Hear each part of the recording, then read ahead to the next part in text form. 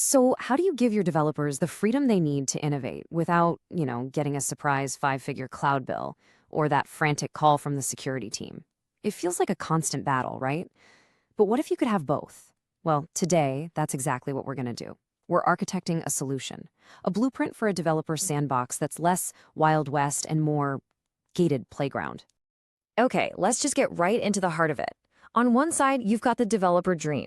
I mean, they need to move fast. They need to experiment with the latest and greatest tech to break things and learn. That's how innovation happens. But then, there's the ops reality. You're the one dealing with the fallout, right? The sudden budget overruns, security alerts lighting up your dashboard like a Christmas tree, and shadow IT just popping up everywhere. This is the fundamental tension that pretty much every platform team lives with, day in and day out. So, let's architect a way out of this. We're going to start by digging into what I call the sandbox paradox. Then, we'll shift our whole mindset with the playground philosophy. After that, we'll roll up our sleeves and actually start building the fences and set up an automated gatekeeper. And finally, we'll pull it all together with a blueprint for success that you can actually use.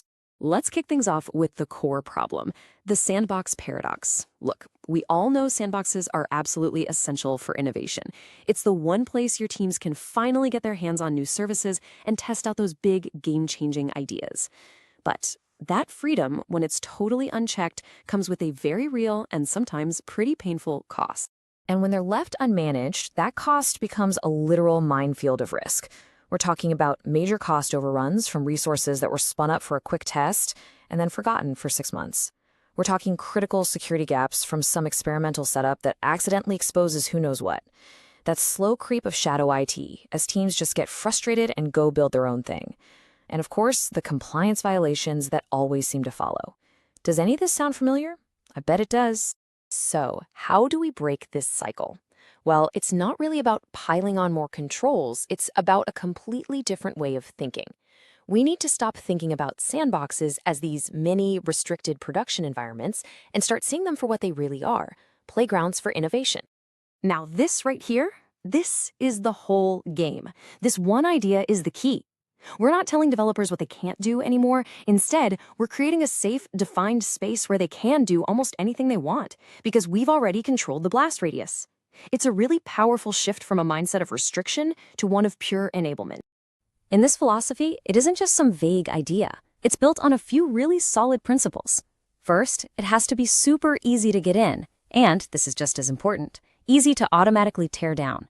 Second, it needs to be completely, totally isolated from production, no exceptions.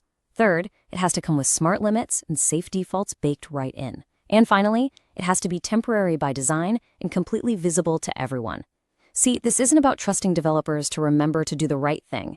It's about building a system that makes it almost impossible for them to do the wrong thing. Okay, philosophy is great, but now let's get practical. It's time to actually build the fences for our playground. And there are 3 non-negotiable guardrails that every single sandbox environment absolutely needs to have. The first fence, and the one everybody feels the most, is cost controls. This is how you stop experimentation from turning into an extinction-level event for your budget. Seriously, this is how you justify your team's existence to the CFO. Now, you've got a bit of a trade-off to make here. On one side, you have things like hard quotas and service limits. These give you a ton of predictability. I mean, you know you'll never get that dreaded 5-figure surprise bill, but they can also feel like a straitjacket for your developers. On the other side, you've got soft budget alerts. These give your developers all the flexibility in the world, but, well, they can give your finance team a heart attack.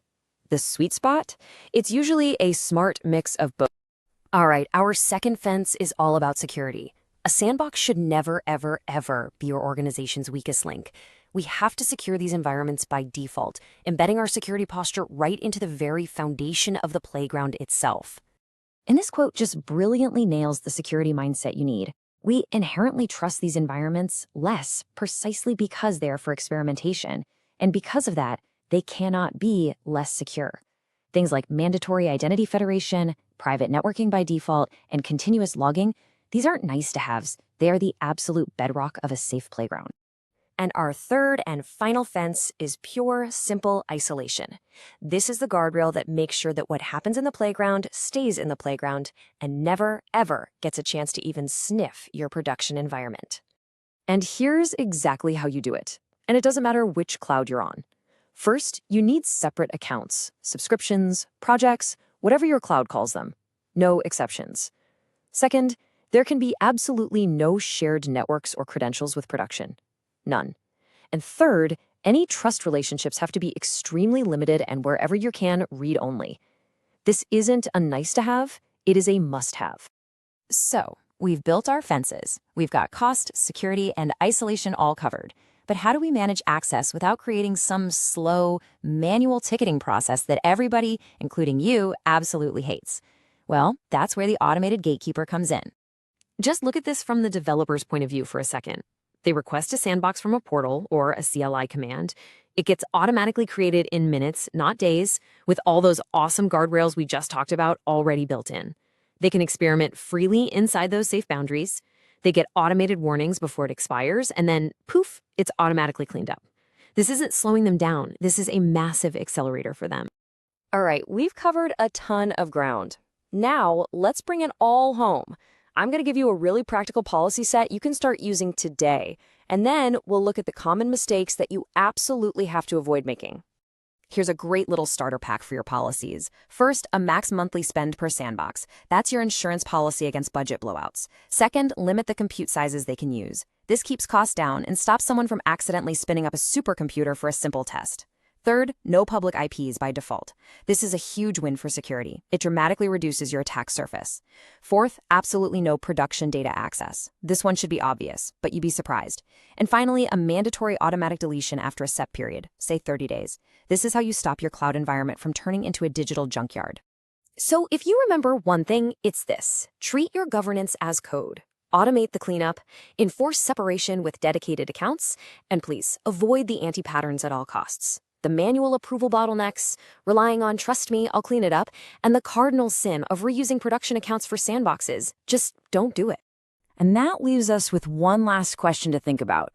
I want you to look at your own organization and ask yourself honestly, have you built a true playground for innovation where your developers are actually safe to explore and create?